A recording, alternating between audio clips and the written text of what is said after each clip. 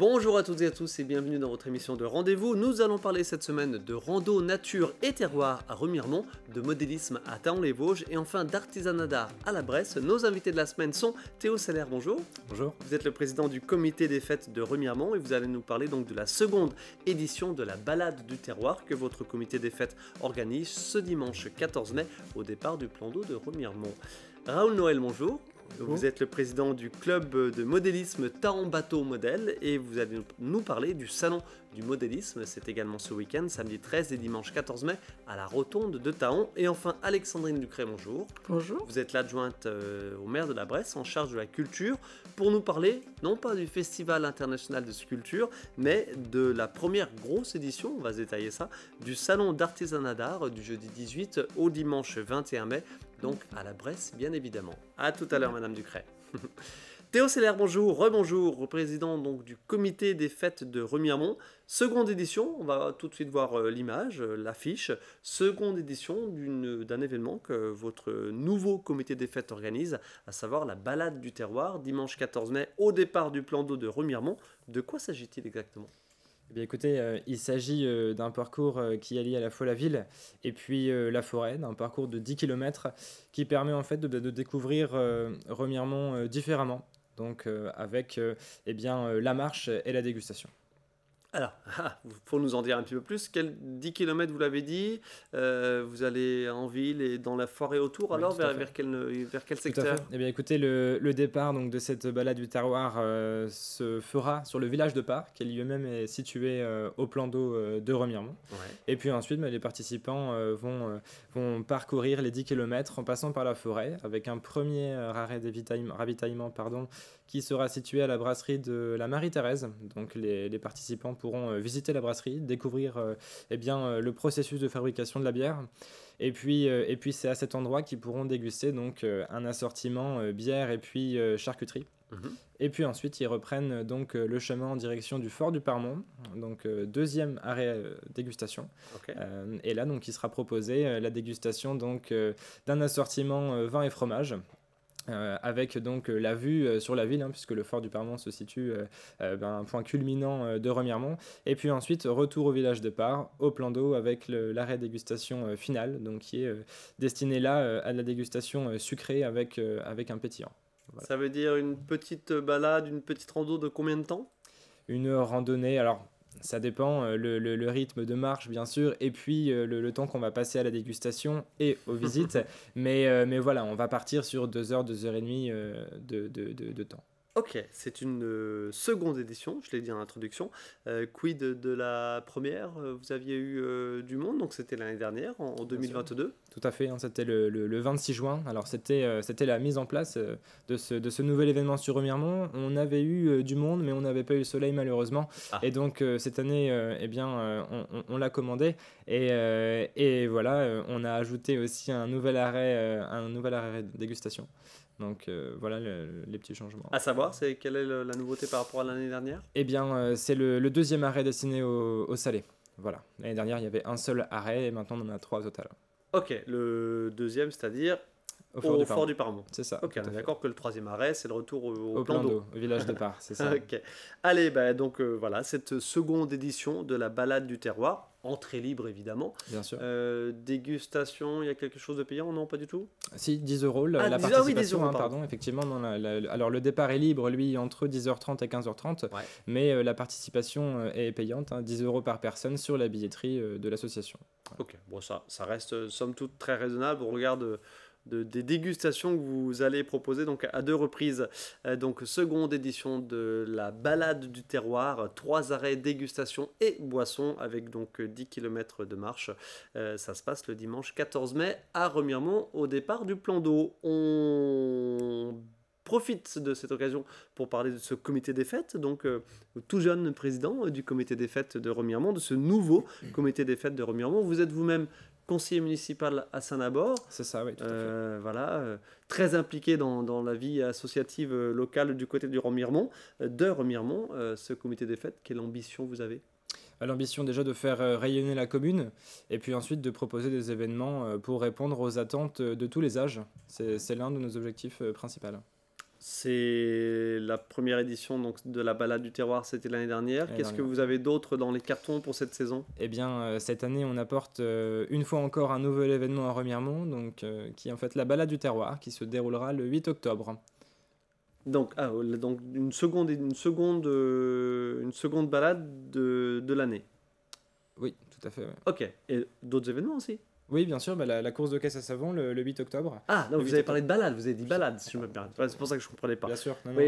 Course à savon, voilà. Course à savon le 8 octobre. C'est la nouveauté sur la commune, la course de caisse à savon le 8 octobre. Voilà. Ok. Comment ça se présente, ça? C'est compliqué, une course à savon. Bien sûr. Alors, il faut savoir que c'est une manche des championnats de Lorraine. Hein, c'est la manche finale des championnats de Lorraine. Alors, tout le monde peut s'y inscrire. Il y a déjà la base, tout simplement, des adhérents habituels de ce championnat. Donc, il faut compter à peu près 80 personnes. Mais la course sera donc ouverte à toute personne qui souhaite s'y inscrire. Tout le monde peut fabriquer sa propre caisse. Il faudra simplement passer par la case homologation la veille de l'événement. Voilà. Rappelez-nous la date. Le 8 octobre à Remiremont. Voilà, second rendez-vous de l'année proposé, second nouveau rendez-vous de l'année proposé par le nouveau, alors pas nouveau, mais nouveau comité des fêtes, pas dans le sens où c'est une renaissance, parce qu'il n'existait pas avant. Donc voilà, comité des fêtes de Remiremont, actualité à suivre. Merci beaucoup Théo Seller, et on suit évidemment votre actu. En attendant, bien sûr, rendez-vous, je répète, le dimanche 14 mai pour la seconde édition de la balade du terroir, 10 km, 10 €, 3 arrêts dégustation et 2 heures, 2 heures et demie de marche à la découverte de la ville et de la forêt autour de Remiremont. Merci beaucoup Théo Seller. Merci à vous. Raoul Noël, président du club de modélisme Taron Bateau Modèle, c'est son nom très exactement. Seconde édition, combienième d'édition du salon du modélisme, samedi 13 et dimanche 14 mai à la rotonde de Taron. On pourrait dire la première parce que j'en ai fait dans le passé. Voilà, ça date déjà de ce qui m'avait perturbé un petit peu. Là aussi, je ne sais pas pourquoi, cette émission, cette semaine, c'est des renaissances, c'est des événements qui renaissent tout simplement. Donc salon du modélisme. Oui. Pour présenter un peu ce qu'on fait déjà au club. Ouais. Nous sommes une petite équipe, mais bon, j'ai repris le club il y a 3 ans, et puis on n'est pas très connu quand même sur Taron, donc voilà, et puis on se fait plaisir en invitant des modélistes, des maquettistes, donc on va faire ça à la rotonde. Combien de personnes, combien de modélistes attendus et combien de modèles? Là, on est une soixantaine d'exposants. Ouais. Modèles, je ne sais pas combien il y en aura des centaines. Ce que je peux vous dire, c'est qu'on a à peu près 300 mètres de table, ce qui fait quand même en gros... Ça se passe où à la rotonde? Dans quelle pièce à la rotonde? La salle ronde et une... Dans le hall. Et puis une salle adjacente. Ok. Oui, et puis la coursive qui est aussi au-dessus de la ronde. Donc, il y en aura partout des maquettes. Ah, d'accord. Effectivement. Oui, effectivement, ça non, mais va il y faire beaucoup. Donc voilà. Et des modélistes qui viennent de du Grand Est, beaucoup du Grand Est, Champagne, Ardennes, Moselle, Alsace, mais aussi on a des gens de Belfort. J'ai même un modéliste qui vient de l'Isère, qui vient présenter des bateaux en bouteille. Oui, donc c'est bateau en bouteille. Du tout petit modélisme. Oui, parce que contrairement à ce qu'on croit, le gars, il casse pas la bouteille pour rentrer le bateau dedans. Il rentre toutes les pièces par le goulot, donc, et il monte le bateau à l'intérieur. Donc c'est vraiment... Oui, on voit tous ce que c'est, bien sûr. C'est impressionnant. Alors ce qui est impressionnant aussi, c'est ce que vous nous avez amené en plateau. Là. Alors juste derrière vous, donc il y a un petit voilier qu'on a posé juste derrière vous. Et puis devant vous, un pousseur. Un pousseur. Pousseur de barge. Je comprends toujours pousseur-remorqueur. Là, on est sur un pousseur. Un pousseur. Avec Alors, rien n'est acheté dans le commerce. Tout ce que vous nous avez amené en plateau, vous le fabriquez vous-même? On le fabrique nous-mêmes à partir de plans. Donc, on achète la mécanique à l'intérieur. Il y a un peu d'électronique quand même. Ouais. Qui est caché, bien évidemment. On ne le voit pas, mais le bateau, il fait son poids. Oui, il fait. Il faut le lester pour qu'il rentre dans ses lignes d'eau. Donc, mais non, nous fabriquons tout nous-mêmes à base de bois, plastique, laiton, enfin tout ce que...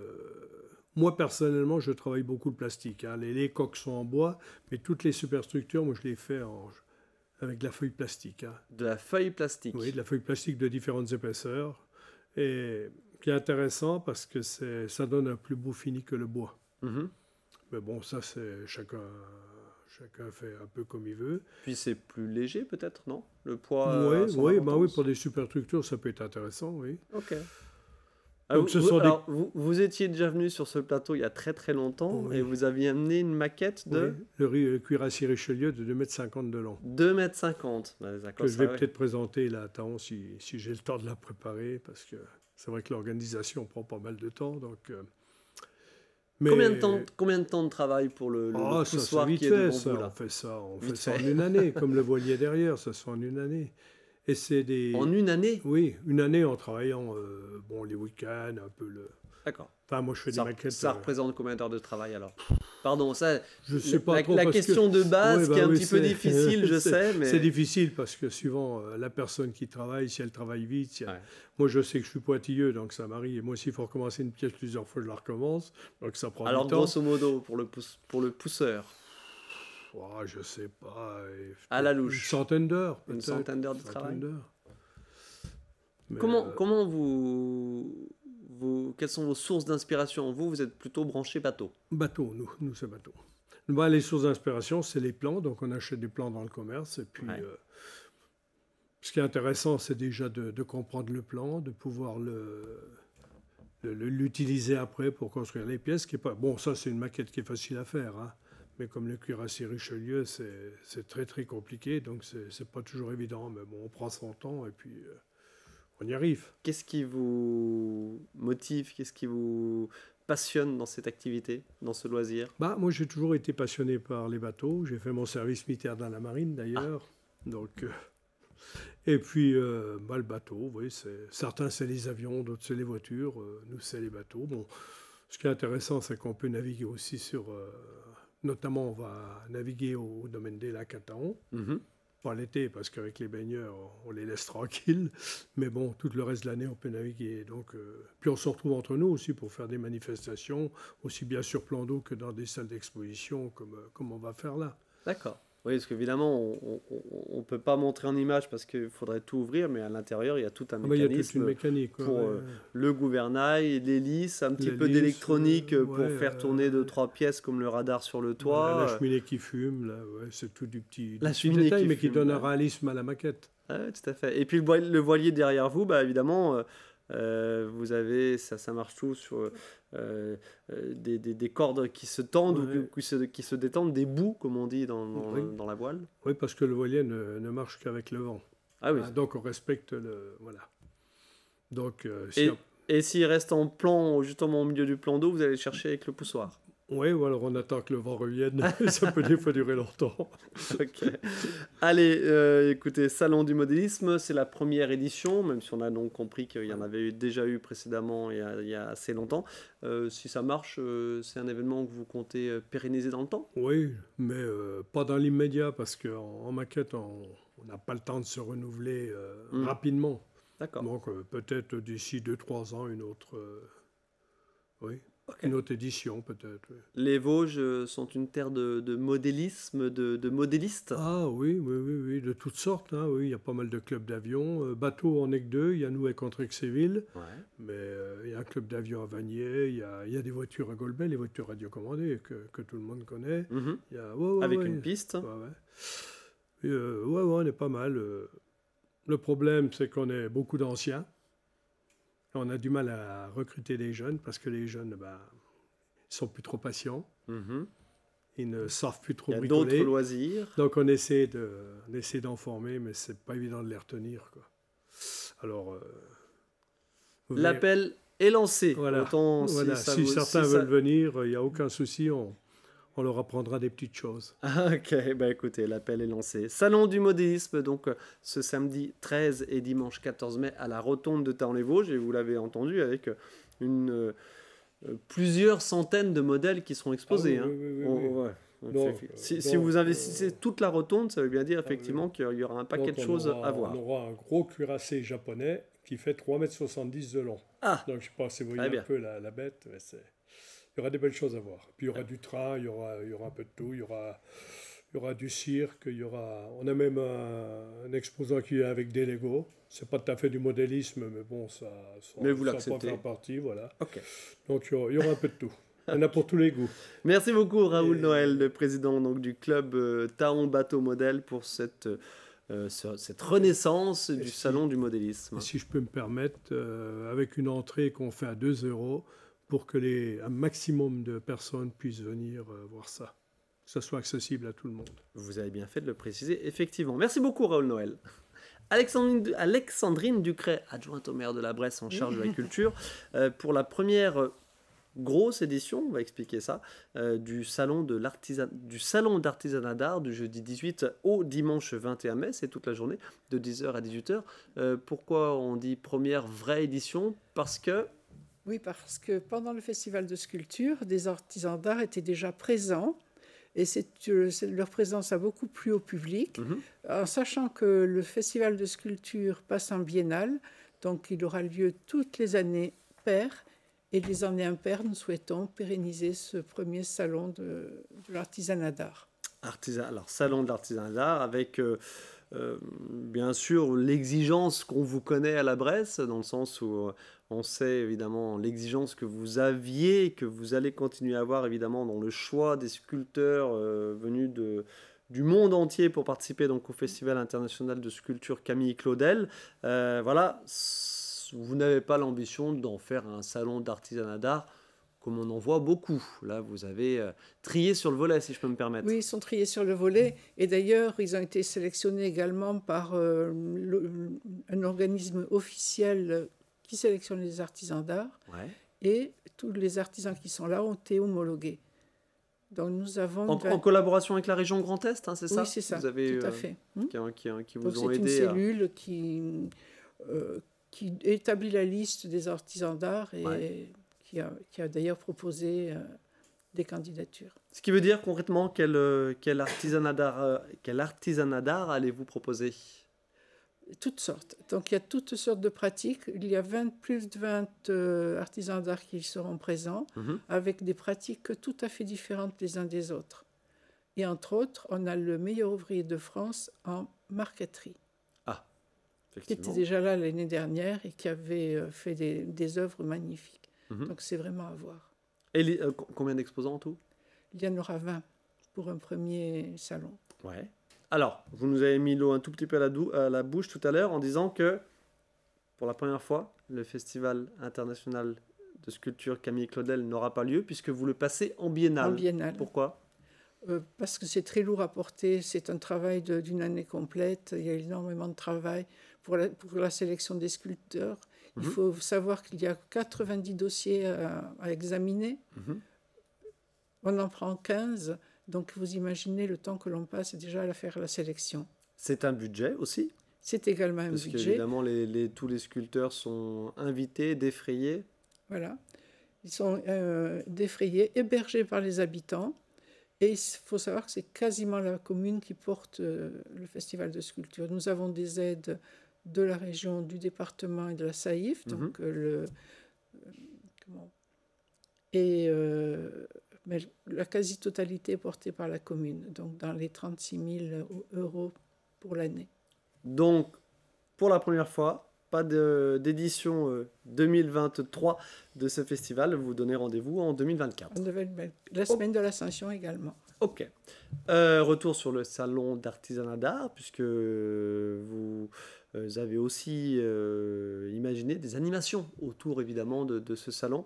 On se les détaille, on va le détailler, hein, pourquoi pas, oui. Puisque ça commence dès le jeudi 18 mai en fin de journée à partir de 18h30. Donc, on a l'inauguration déjà du salon à 17h30. À 18h30, nous avons le manège enchanté. Le manège enchanté, c'est une chanteuse qui joue de la harpe et qui interprétera des chansons contemporaines choisies par le public. Ok, quelque chose de sympa, très interactif. Voilà. Okay. Ça se poursuit en termes d'animation vendredi, samedi et dimanche. Vendredi 19 mai, je me permets, déambulation du carnaval vénitien. Samedi 20 mai, donc déambulation à 14h et à 18h. Carnaval vénitien évidemment de Remiremont, avec Théo Seller qui est sur le plateau. Vendredi, donc 19 mai, c'est le carnaval des Audaciens, vénitiens, je vais y arriver. Samedi 20 mai à 11h15, un apéro-concert avec l'orchestre des harmonies Jeanne d'Arc Cornimont. Cornimont et la Bresse. Dimanche 21 mai, de 10h à 12h, concert du groupe folklorique Corps et Accords. Quelque chose de festif autour de l'artisanat d'art. Tout à fait. En sachant que la plupart des artisanats d'art proposent des ateliers, des démonstrations également pour faire connaître leur métier. Nous avons des bénévoles également qui tiendront des ateliers avec des émaux et des métiers à tisser. Donc je remercie le musée du textile de Vintron de nous avoir prêté ces métiers à tisser. Également l'artisanat d'art du Mali, puisque nous sommes jumelés avec Ménaka, la Bresse Ménaka, et le jumelage sera là pour présenter l'artisanat du Mali. Et tout cela se fait évidemment à la halle des Congrès. À la halle des Congrès à la Bresse, et on l'a bien compris, donc tout un week-end autour de l'artisanat d'art, donc pendant ce long week-end de l'Ascension. Merci beaucoup Alexandrine Ducret, on a bien entendu donc le festival de sculpture. Pour le festival de sculpture, vous donnez rendez-vous en 2024. En effet. Merci à vous. Raoul Noël, président donc, du club de Taon Bateau Modèle, c'est son nom. Donc on vous retrouve à la rotonde de Taon donc, ce samedi 13 et dimanche 14 mai. Et puis Théo Seller, seconde édition de la balade du terroir ce dimanche 14 mai. Et vous nous avez parlé également le 8 octobre, la première course de savon que vous organisez donc avec vos autres bénévoles, j'imagine, du comité des fêtes de Remiremont. Tout à fait. Merci à tous les trois de votre participation à cette émission. Merci on se retrouve très vite sur le terrain.